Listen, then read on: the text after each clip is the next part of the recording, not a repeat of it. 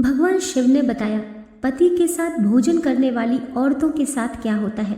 एक समय की बात है, माता पार्वती ने भगवान शिव से पूछा, स्वामी मेरे मन में 2 प्रश्न उठ रहे हैं, कृपया करके आप मेरे दोनों प्रश्नों का उत्तर देकर मुझे संतुष्ट कीजिए। तब भगवान शिव कहते हैं, कहो देवी आपके मन में ऐसे कौन से प्रश्न उठ रहे हैं। तो माता पार्वती कहती हैं, स्वामी मेरा पहला प्रश्न है, क्या पत्नी को पति के साथ भोजन करना चाहिए अथवा पति से पहले भोजन करना चाहिए? क्या ऐसा करना उचित होता है? शास्त्र इस विषय में क्या कहते हैं? स्वामी मेरा दूसरा प्रश्न है, ऐसा कौन सा पाप है जिसे करने से स्त्री नरकगामी बन जाती है? कृपया आप मेरे दोनों प्रश्नों का उत्तर देकर मुझे संतुष्ट कीजिए। फिर भगवान शिव कहते हैं, हे देवी आज आपने समस्त मानव जाति के कल्याण के लिए बहुत ही महत्वपूर्ण प्रश्न किए हैं। देवी आपके दोनों प्रश्नों के उत्तर मैं तुम्हें एक बहुत ही प्राचीन और पवित्र कथा के माध्यम से दूंगा। फिर माता पार्वती कहती हैं, स्वामी आप मुझे वह पवित्र कथा सुनाना आरंभ कीजिए। फिर भगवान शिव माता पार्वती को वह पवित्र कथा सुनाना आरंभ करते हैं। प्राचीन समय की बात है, अयोध्या नगरी में राजा इक्ष्वाकु राज करते थे। वे बहुत बड़े धर्मात्मा थे। उनका विवाह काशी नरेश की पुत्री सुदेवा के साथ हुआ था। सुदेवा बहुत ही गुणवान, चरित्रवान और पतिव्रता स्त्री थी। महाराज इक्ष्वाकु ने अपने जीवन में अनेक यज्ञ तथा पुण्य के काम किए थे। उनकी नगरी के पास ही एक घना वन था। उस वन में एक जंगली भैंसा अपनी पत्नी और बच्चों के साथ रहता था। उस वन में उस जंगली भैंसे का इतना आतंक था कि उससे सभी लोग डरते थे। उस भैंसे के भय से लोग उस वन के रास्ते से जाने से भी डरते थे। फिर जब ये बात राजा को पता चली तो उन्होंने उस जंगली भैंसे का शिकार करने की सोची। फिर एक दिन महाराज अपनी पत्नी सुदेवा और अनेक सैनिकों को लेकर उस वन में शिकार करने के लिए चले गए। वे बड़े ही पराक्रमी राजा थे। उन्होंने कई बार राक्षसों तथा शेरों का वध किया था। इसलिए वे उस भयंकर भैंसे से नगरवासियों की रक्षा करने के लिए वन में उस भैंसे का शिकार करने के लिए आ गए। जब उस भयंकर आकार वाले भैंसे ने महाराज को वन की तरफ आते देखा तो वह भैंसा अपनी पत्नी से कहने लगा, हे प्रिय, देखो ये अयोध्या नगरी के चक्रवर्ती सम्राट इक्ष्वाकु हैं और ये इस वन में मेरा शिकार करने के लिए आ रहे हैं। उनके साथ बहुत से सैनिक और हथियार हैं। इसमें तनिक भी संदेह नहीं है, वे मुझ पर ही प्रहार करेंगे। महाराज बड़े पुण्यात्मा हैं, ये राजाओं के भी राजा हैं। समस्त विश्व इनके अधीन है। हे प्रिय, मैं तुम सब की रक्षा करने के लिए अपना पराक्रम दिखाता हुआ महाराज के साथ युद्ध करूंगा। अगर युद्ध में मैंने इनको पराजित कर दिया तो तीनों लोकों में मेरा यश फैल जाएगा, और यदि मैं उनके हाथों से मारा गया तो मुझे इस भैंसे के रूप से छुटकारा मिल जाएगा और मैं बैकुंठ लोक में चला जाऊंगा। मेरे पिछले जन्म के पाप के कारण ही मुझे भैंसे का जन्म प्राप्त हुआ। हे प्रिय, तुम मेरा मोह छोड़कर अपने पुत्रों को लेकर दूसरे वन में चली जाओ। अब समय आ गया है, मैं अपने पूर्व जन्मों के पाप से मुक्त हो जाऊं। जब महाराज के नुकीले बाण मेरे शरीर को घायल कर देंगे तो एक एक बाण से मेरे पूर्व जन्म के पाप नष्ट हो जाएंगे। फिर उस भैंसे की पत्नी कहती है, हे प्रिय, हमारे बच्चे आपके पराक्रम के कारण ही इस वन में निर्भय होकर विचरण करते हैं। आपके ही कारण इनको जंगली जानवरों से कोई भय नहीं है, क्योंकि आप ही हमारी रक्षा करते हैं। आपके इस भयानक रूप को देखकर कोई भी शिकारी हमारा शिकार करने के लिए इस वन में आने की गलती नहीं कर सकता है। अगर आपकी मृत्यु हो जाएगी तो फिर मेरी और हमारे पुत्रों की रक्षा कौन करेगा? आपके बिना हम असहाय हो जाएंगे। पति के बिना मेरा क्या होगा? उत्तम स्वर्ण के गहने वस्त्र पहनकर भी कोई भी स्त्री पति के बिना शोभा नहीं पाती है। पति से ही स्त्री को सौंदर्य और शोभा प्राप्त होती है। आपके बिना मेरा जीवन भी नष्ट हो जाएगा। हे प्रिय, आपके बगैर मैं जीवित नहीं रह सकती, और मैं सच कहती हूँ, आपके साथ मुझे नरक में भी डाल दिया जाए तो भी मैं खुशी खुशी आपके साथ चली जाऊंगी। इसीलिए आप महाराज के सामने मत जाइए। आप भी हमारे साथ दूसरे वन में चलिए, हम वहीं छिप कर रह लेंगे। आप जीवन की इच्छा छोड़कर अपनी पत्नी और पुत्रों को अकेला छोड़कर जा रहे हैं, इससे आपको क्या लाभ होगा? फिर वह भैंसा कहता है, हे प्रिय, तुम वीरों के धर्म को नहीं जानती हो, इसीलिए ऐसा कह रही हो। यदि शत्रु वीरों को युद्ध के लिए निमंत्रण देता है तो वीर पुरुष को कायरों की भांति ऐसे छिप कर नहीं भागना चाहिए। ऐसे पुरुष को कई युगों के लिए कुंभी पाक नर्क में डाल दिया जाता है। वीर पुरुष अगर शत्रु का सामना करता है और लड़ते हुए वीर गति को प्राप्त होता है तो उसे मृत्यु के बाद दिव्य लोकों की प्राप्ति होती है। आज महाराज इक्ष्वाकु मुझसे युद्ध करने के लिए आए हैं। वे हमारे अतिथि हैं और अतिथि का अनादर नहीं करना चाहिए। फिर भैंसे की पत्नी कहती है, हे प्रिय, ठीक है, यदि आप महाराज के साथ युद्ध करना चाहते हैं तो मैं भी आपके साथ रहकर आपकी रक्षा करूंगी।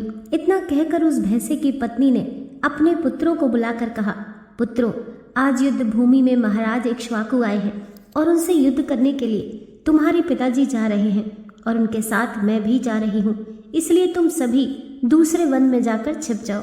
महाराज इक्ष्वाकु बड़े शूरवीर हैं, वे इस युद्ध में हमारा संहार कर डालेंगे, इसलिए तुम यहाँ से भाग जाओ और अपने प्राण बचाओ। फिर उस भैंसे के छोटे बच्चे कहने लगे, हे माता, जो पुत्र अपने माता पिता को संकट में छोड़कर भाग जाते हैं वे महापापी होते हैं, उन्हें घोर नरक में डाला जाता है, इसीलिए हे माता, हम लोग आपको छोड़कर नहीं जाएंगे। फिर वह भैंसा, उसकी पत्नी और उसके बच्चे सभी युद्ध के लिए तैयार हो जाते हैं और युद्ध भूमि की ओर निकल पड़ते हैं। उधर महाराज इक्ष्वाकु अपनी सेना के साथ उस स्थान पर आ जाते हैं और अपने सामने खड़े भैंसों के झुंड को देखकर बड़े बड़े शूरवीर योद्धाओं को भैंसों का शिकार करने के लिए आगे भेजते हैं। वे सभी शूरवीर योद्धा हाथ में तलवार और भाले लेकर भैंसों पर आक्रमण करने लगते हैं। फिर उन भैंसे और सैनिकों के बीच भीषण युद्ध होता है। सभी एक दूसरे पर भीषण प्रहार करने लगते हैं। इस युद्ध में अनेक भैंसे मर गए, कितने ही घायल हो गए और महाराज के अनेक सिपाही भी मर गए और घायल हो गए। अब केवल वह भैंसा और उसकी पत्नी और 2-3 पुत्र ही शेष बचे थे। अपने सभी पुत्रों को मरा हुआ देखकर भैंसे की पत्नी डर गई और अपने पति से कहने लगी, प्रिय, मुझे और इन बच्चों को लेकर यहाँ से जल्दी चलो, नहीं तो हमारा वंश नष्ट हो जाएगा। हम सभी अपने प्राण बचाकर यहाँ से भाग चलते हैं, नहीं तो महाराज हम सभी को मार डालेंगे। फिर भैंसा कहता है, हे प्रिय, 2 शेरों के बीच में एक भैंसा पानी पी सकता है, परंतु 2 भैंसों के बीच एक शेर पानी नहीं पी सकता। भैंसा जाति में एक बल देखा जाता है, इसी कारण जंगली भैंसे से सभी भयभीत हो जाते हैं। अगर इस समय मैं मृत्यु के भय से भाग जाऊंगा तो मेरी भैंस जाति की प्रसिद्धि नष्ट हो जाएगी। इसीलिए हे प्रिय, तुम हमारे बच्चों को लेकर यहाँ से चली जाओ और सुखपूर्वक जीवन यापन करो। ये सुनकर भैंसे की पत्नी ने कहा, हे प्रिय, मैं आपसे बहुत प्रेम करती हूँ, आपने मेरी रक्षा करके मेरे मन को जीत लिया है, आपसे मेरा मोह कभी नहीं छूटेगा, इसलिए मैं अपने पुत्रों के साथ आपके सामने ही प्राण त्याग दूंगी, किंतु आपको अकेला छोड़कर नहीं जाऊंगी। फिर वह भैंसा और उसकी पत्नी दोनों ही महाराज इक्ष्वाकु से युद्ध करने के लिए आगे आते हैं। वह भैंसा भयंकर गर्जना करता हुआ महाराज को युद्ध के लिए ललकारता है। वह भैंसा उसके सामने आए बड़े बड़े वीर योद्धाओं को अपने नुकीले सींगों से तिनके की भांति उठाकर फेंक देता था। अपने सैनिकों को मरता हुआ देखकर महाराज को क्रोध आ जाता है और वे अपना धनुष उठाकर उस भैंसे पर बड़ी ही तीव्र गति से बाण चलाते हैं। बाण जाकर उस भैंसे के शरीर में घुस जाता है और वह भैंसा जमीन पर गिर जाता है। फिर महाराज उस पर प्रहार करते हैं और उस भैंसे को मार डालते हैं। फिर महाराज के सैनिक भाले लेकर उस भैंसे की पत्नी को मारने के लिए उसकी ओर जाने लगते हैं। भैंसे की पत्नी अपने बच्चों के सामने खड़ी हो जाती है और बच्चों से कहती है, बच्चों, जब तक मैं यहाँ पर खड़ी हूँ तुम यहाँ से भाग जाओ। फिर भैंसे का बड़ा बेटा कहता है, हे माता, अपने प्राणों के भय से मैं आपको मरने के लिए छोड़कर कैसे भाग जाऊं? अगर मैं ऐसा करूं तो मुझ पर धिक्कार है। मैं युद्ध में शत्रु को परास्त करूंगा। तुम अपने पुत्रों को लेकर यहाँ से चली जाओ। फिर उसकी माँ ने कहा, हे पुत्र, मैं तुझे अकेला छोड़कर कैसे चली जाऊं? इतने में ही राजा के सैनिक उन भैंसों के पास आते हैं और उन पर प्रहार करने लगते हैं। भैंसे का बड़ा बेटा युद्ध करता हुआ अनेक सैनिकों को मार गिराता है। तब महाराज आगे जाकर उस भैंसे के बड़े बेटे को भी मार गिराते हैं। अपने पुत्र को मरा हुआ देख भैंसे की पत्नी अत्यंत क्रोधित हो जाती है और अपने नुकीले सींगों से प्रहार करने लगती है। उसने भी अनेक सैनिकों को मार डाला। इस घटना को महारानी सुदेवा देख रही थी। तब वे राजा से कहती हैं, स्वामी, उस भैंसे की पत्नी आपके सैनिकों को मार रही है, आप आगे जाकर उसका वध क्यों नहीं करते? तब महाराज कहते हैं, हे प्रिय, यह एक स्त्री है और मेरा ये वचन है कि मैं स्त्री का वध नहीं करूंगा। स्त्री का वध करने से महापाप लगता है, इसलिए मैं उसे नहीं मार सकता। इतना कहकर राजा चुप हो गए। फिर महाराज की सेना में राघव नाम का एक सैनिक था। उसने उस भैंसे की पत्नी पर प्रहार किया और उसे जमीन पर गिरा दिया। भैंसे की पत्नी मूर्छित होकर जमीन पर गिर पड़ी और लंबी लंबी सांसें खींचने लगी।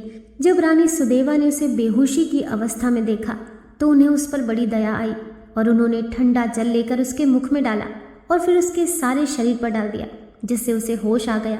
भैंसे की पत्नी ने रानी को उस पर ठंडा जल डालते हुए देखा तो वह बहुत प्रसन्न हुई और मनुष्य की वाणी में बोलने लगी, हे रानी, आपने मुझ पर ठंडा जल डालकर मुझे कष्ट से मुक्ति दिलाई है, तुम्हारा कल्याण हो। भैंसे की पत्नी के ऐसे वचन सुनकर रानी सुदेवा को बड़ा आश्चर्य हुआ। वह सोचने लगी, ये तो आज मैंने बड़ी विचित्र बात देखी। ये भैंसे की पत्नी तो मनुष्य की वाणी में मधुर और स्पष्ट बोल रही है। फिर रानी ने भैंसे की पत्नी से कहा, हे भद्रे, तुम कौन हो? तुम्हारा बर्ताव विचित्र है। तुम पशु होकर भी मनुष्य की वाणी में बोल रही हो। तुम मुझे तुम्हारे पूर्व जन्म का वृतांत सुनाओ। किस कारण से तुम भैंस की पत्नी बनी हो? फिर वह कहने लगी, हे रानी, मेरे पति ने पिछले जन्म में ब्राह्मणों का अपमान किया था, इसी कारण से उन्हें भैंसे का जन्म प्राप्त हुआ है। अब मैं आपको मेरे पूर्व जन्म की कहानी सुनाती हूँ। हे रानी, मध्य देश में काशी नामक एक नगर था। उसमें देवदत्त नाम का एक ब्राह्मण रहता था। मैं उन्हीं देवदत्त ब्राह्मण की पुत्री थी। उन्होंने मेरा नाम कलावती रखा था। उस समय उस नगरी में मेरे जितनी सुंदर स्त्री कोई और नहीं थी। अपने सौंदर्य और रूप के घमंड में मैं उन्मत्त हो गई थी। मेरी मुस्कान बड़ी मनोहर थी। जब मैं जवान हुई तो मेरा सुंदर रूप देखकर मेरी माता को बड़ा भय लगने लगा और मेरे पिता से कहने लगी, स्वामी, हमारी कन्या जवान हो चुकी है, उसका विवाह क्यों नहीं कर देते? इसे शीघ्र ही किसी वर को सौंप दीजिए। फिर ब्राह्मण ने कहा, हे प्रिय, मैं अपनी पुत्री का विवाह उस पुरुष के साथ करूंगा जो विवाह के बाद मेरे घर पर ही निवास करेगा। कलावती मुझे बड़ी प्रिय है, मैं इसे अपनी आंखों से दूर नहीं होने देना चाहता। फिर एक दिन गंगाधर नामक जवान ब्राह्मण हमारे द्वार पर आया। मेरे पिता उसके ज्ञान और सुंदरता को देखकर बहुत प्रसन्न हुए और उससे मुझे विवाह करने के लिए पूछ लिया। फिर मेरे पिता ने गंगाधर से मेरा विवाह कर दिया और वे हमारे साथ ही हमारे घर पर रहने लगे। परंतु मैं अपने माता पिता के लाड़ प्यार से बिगड़ चुकी थी, अपना विवेक और शक्ति खो चुकी थी। मैंने अपने पति की कभी सेवा नहीं की, कभी उनके चरण स्पर्श नहीं किए। मैं सदा उन्हें क्रूर दृष्टि से देखती थी, उनका अपमान करती थी, उन्हें नाम लेकर पुकारती थी, उनके भोजन करने से पहले भोजन कर लेती थी। मैं अपनी मर्जी से इधर उधर घूमती थी और बात बात पर अपने पति का अपमान करती थी। मैंने उनके साथ कभी सहवास भी नहीं किया, उन्हें मेरे शरीर को कभी भी हाथ नहीं लगाने दिया। गंगाधर बहुत ही शांत स्वभाव का था। उन्होंने मुझे अनेक दिनों तक सहन किया। फिर एक दिन वे अत्यंत दुखी होकर मुझे छोड़कर चले गए। मेरे पति के जाते ही मेरे पिता बहुत दुखी होकर मेरी माँ से कहने लगे, हे प्रिय, हमारे दामाद हमारी बेटी को छोड़कर चले गए। ये हमारी बेटी ही पापिन है। दामाद तो विद्वान थे, मैं नहीं जानता था कि हमारी पुत्री कलावती दुष्ट और कुलनाशिनी होगी। फिर मेरी माँ ने कहा, स्वामी, हमारी पुत्री आपके ही लाड़ प्यार से बिगड़ गई है, इसे सही राह पर लाने के लिए आपको ही कुछ करना होगा। पिता के घर में रहने वाली कन्या दुराचारी बन जाती है, इसीलिए कन्या को कभी घर पर नहीं रखना चाहिए, उसे उसके पति के पास ही रखना चाहिए। आप इसका त्याग करके इसे इसके पति के पास भेज दीजिए। इस प्रकार से माता के वचन सुनकर मेरे पिता बहुत क्रोधित हुए और मुझसे कहने लगे, अरे पापनी, हमारे कुल में कलंक लगाने वाली दुराचारणी, तेरे ही कारण से गंगाधर हम सबको छोड़कर चले गए। इसलिए तेरा पति जहाँ भी है तू वहीं पर चली जा, अथवा तुझे जो स्थान अच्छा लगे वहाँ पर चली जा। फिर मैं अपने घर को छोड़कर चली गई। बाहर जाने पर लोग मुझे पापनी, कुलटा, दुराचारणी कहकर संबोधित करते थे। इसलिए मैं अपने पति को ढूंढती हुई जंगल से गुजर रही थी। मुझे जोर से प्यास लगने लगी। फिर थोड़ा आगे चली तो एक कुटिया दिखाई दी। वहां जाकर मैंने पीने के लिए पानी मांगा। उस कुटिया में रहने वाली मेनका नाम की एक स्त्री ने मुझे देखकर अपने पति से कहा, हे स्वामी, द्वार पर एक स्त्री पानी मांग रही है। फिर मेनका का पति वही गंगाधर था जिन्होंने मेरा त्याग किया था। मुझे देखकर उन्होंने मुझे पहचान लिया और अपनी पत्नी से कहने लगे, हे प्रिय, ये मेरी पहली पत्नी कलावती है जो मुझे बहुत प्रिय थी, इसलिए तुम इसका आदर सत्कार करो और इसे अपने घर में स्थान दो। फिर मेनका ने अपने पति की आज्ञा का पालन करते हुए मुझे घर के अंदर बुला लिया और मुझे पानी पिलाया। फिर उसी क्षण अचानक हृदयघात से मेरी मृत्यु हो गई। फिर मुझे यमदूत उठाकर यमपुरी ले गए और वहां पर चित्रगुप्त ने मेरा लेखा जोखा देखा और यमदूतों से कहा, हे दूतों, इस पापन स्त्री ने अपने पति का बहुत अपमान किया है। ये पति से पहले ही भोजन कर लेती थी, अपने पति का नाम लेकर पुकारती थी, उसे घर का काम करवाती थी। इसलिए इस पापन को ले जाकर नर्क में डाल दो। फिर यमदूत मुझे नर्क में ले गए और उन्होंने मुझे जलते हुए अंगारों में डाल दिया। वहां मुझे नर्क में अनेक वर्षों तक कष्ट भोगने पड़े। फिर नर्क की सजा भुगतने के बाद यमराज ने मुझे भैंसे के जन्म में डाल दिया। फिर वह बोली, हे रानी, इस प्रकार से मैंने आपको अपने पूर्व जन्म का वृतांत सुना दिया। कृपया आप मुझे इस जन्म से मुक्ति दिला दो। आपने आपके पति की बहुत सेवा की है, इसलिए मुझे आपका थोड़ा सा पुण्य प्रदान करो। फिर रानी सुदेवा महाराज से कहती हैं, हे स्वामी, अब मैं क्या करूं? आप जो आज्ञा देंगे मैं वही करूंगी। महाराज रानी से कहते हैं, हे प्रिय, ये इस समय बहुत पीड़ा झेल रही है, तुम अपने पुण्य से इसका उद्धार करो। महाराज की आज्ञा लेकर रानी ने उस भैंसे से कहा, हे पुत्री, मैं अपने 2 वर्ष का पुण्य तुम्हें प्रदान करती हूँ। रानी के इतना कहते ही उस भैंस के प्राण निकल गए और उसके शरीर से एक दिव्य स्त्री प्रकट हुई। फिर वह राजा और रानी को प्रणाम करके बैकुंठ लोक को चली गई। भगवान शिव कहते हैं, हे देवी, इस प्रकार से मैंने तुम्हें ये महान कथा सुना दी। तुम्हारे सभी प्रश्नों के उत्तर भी तुम्हें मिल गए होंगे। माता पार्वती कहती हैं, हे स्वामी, आपने मुझे बहुत ही पवित्र कथा सुनाई। मैं इस कथा से पूर्ण रूप से संतुष्ट हूँ। दोस्तों, वीडियो पसंद आई हो तो लाइक कीजिए, चैनल को सब्सक्राइब कीजिए। मिलते हैं नेक्स्ट वीडियो के साथ।